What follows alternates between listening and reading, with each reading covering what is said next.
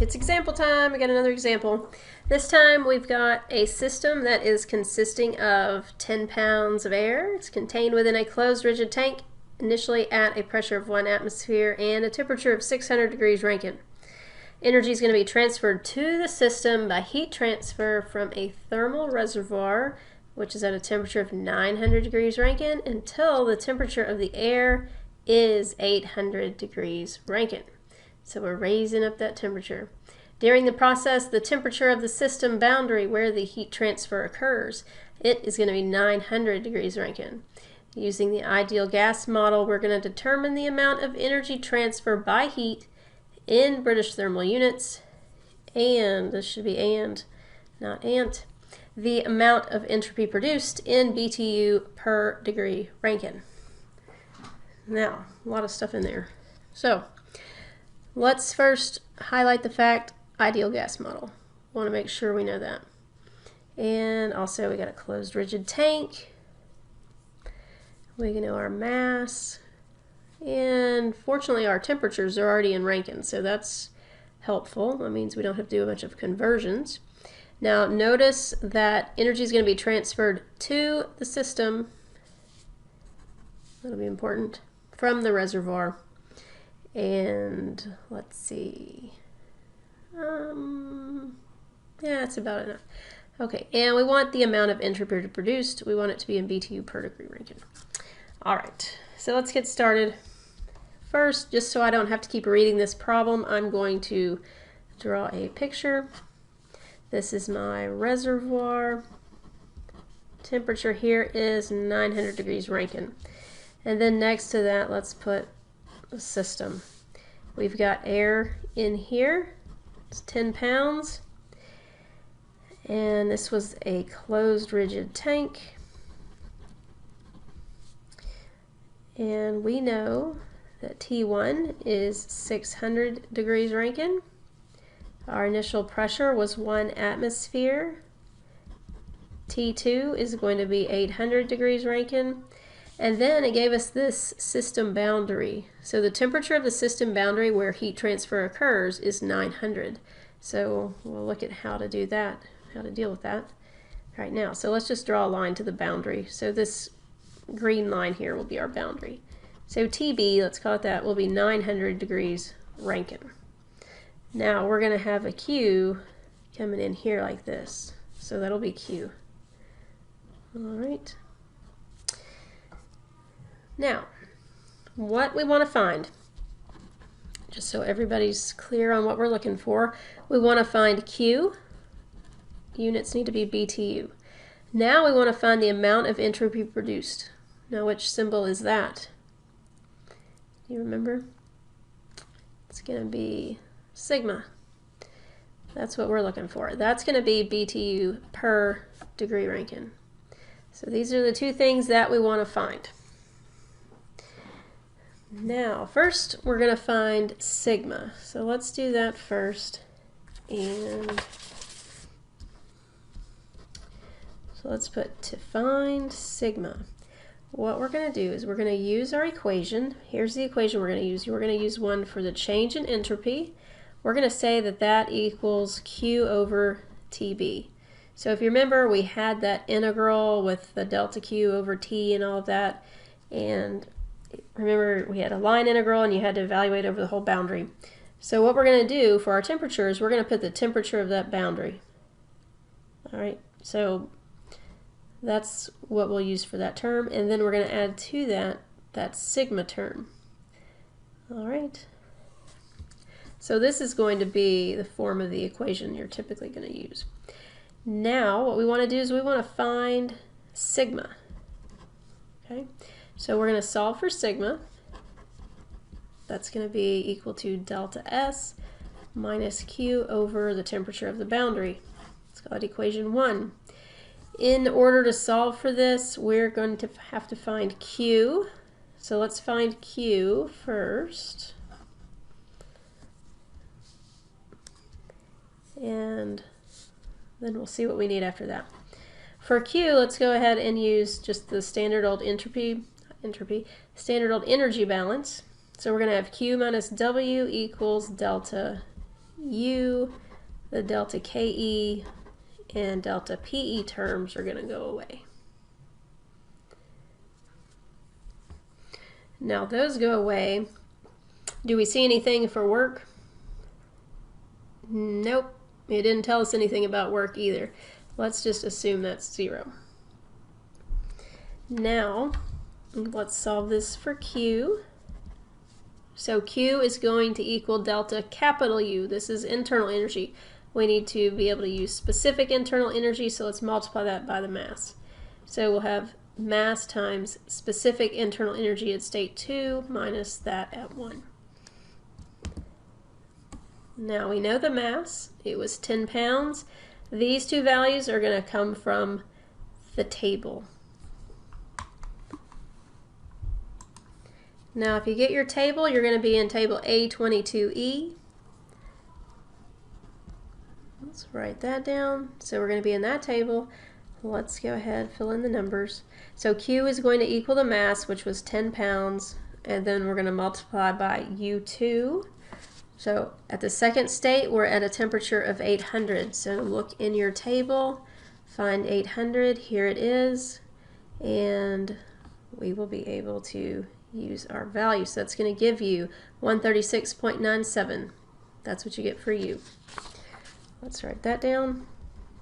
Units are BTU per pound. Then we're going to subtract U1. Find your temperature, it's 600. Come over to your table. Here's 600. There you go, 102.34. All right, so that's simple enough. Now let's go ahead and multiply all this out. We get that Q equals 346.3 BTU. Now this is positive, so if it's positive, that means heat is transferring in, which is what the problem said. So it matches up. That's a good thing. All right, so now we've got Q. We found that. Next we need to find the entropy produced, which is that sigma term. So back to equation 1 here. We go back to that equation. Let's solve for sigma. We already did that right here. So sigma is going to be S2 minus S1 minus Q over temperature of the boundary. Now, these are capital S. This is just regular entropy. Our tables give us just specific entropy. So let's rewrite that so we can use the values in the table. We'll have the mass times S2 minus S1 minus Q over the temperature of the boundary. Now we've got that. We were not given any specific heat values here, so that means you're going to have to use the approximations that are given in the table. Now, notice this is an ideal gas. Remember, with an ideal gas, if you had non-constant specific heat, so one that's varying with temperature, we could write S2 minus S1 equals the S degree T2 minus S degree T1 minus R natural log P2 over P1. So this is the equation we'll use because we weren't given anything about specific heat. All right, so this one will be easy to use. And also note, since it's an ideal gas, that we know PV equals RT. So we can use that equation as well. All right, and you might be wondering, why do we need that? Well, if you look, we were never given a second pressure, right? We have the initial pressure. We don't have the final pressure, though. We just have this temperature. So we need some sort of relationship that'll help us deal with that issue. And this PV equals RT equation will help with that.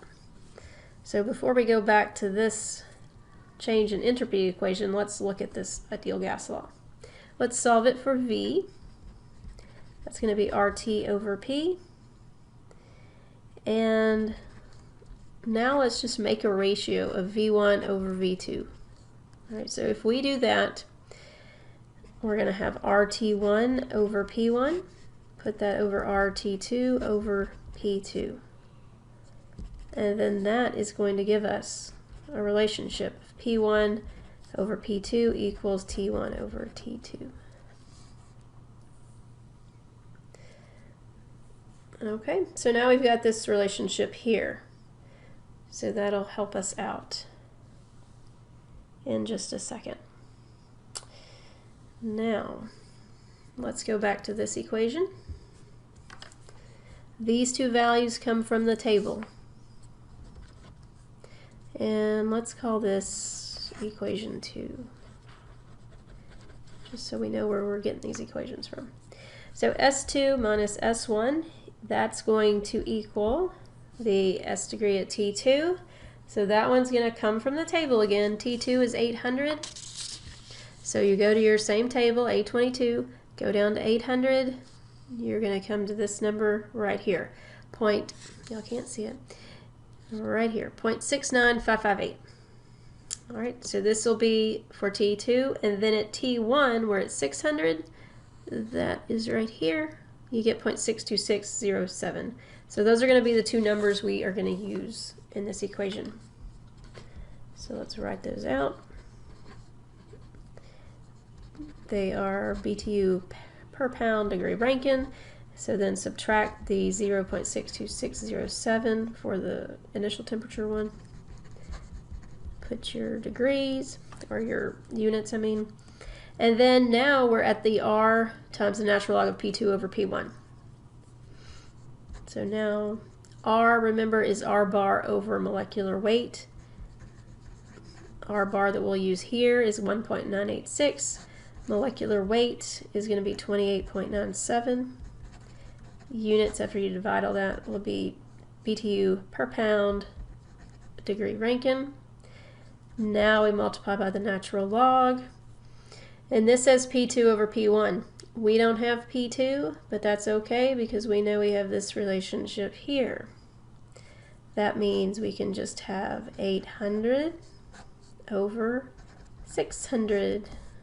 All right. So now we've got that. Notice degrees Rankine cancel here. Now everything has the same units, so that's good. Let's get our change in entropy. So we've got, this is specific entropy.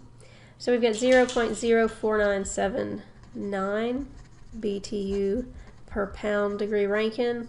We just said it was specific entropy. We got this pounds in here. We want our units to be BTU per degree Rankine. All we need to do then will be to take care of that issue. Okay, and remember, going back to equation 1, which is right here, then we moved it over to here, we're going to have M times our change in specific entropy, that's what we were just working on, and then we're going to subtract Q over TB. So we got to do this last little step here, and then we'll be done. All right, so we're going to have 10 pounds, that's the mass, times 0.04979. That's BTU per pound degree Rankine. And then minus, we need Q. That was the 346.3 BTU. And then you're going to put that over the temperature of the boundary, which we were told was 900 degrees Rankine. And that equals 0.11312 BTU degrees Rankine. That is sigma, that is the entropy produced. Now look at the value you get. This is a positive value, it's greater than 0.